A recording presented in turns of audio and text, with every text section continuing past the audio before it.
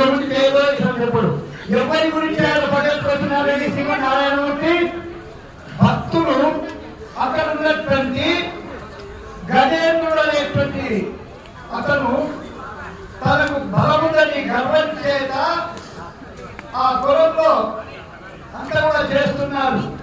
కులంలో ఉన్నటువంటి మొసలి కాలు పట్టుకున్నది.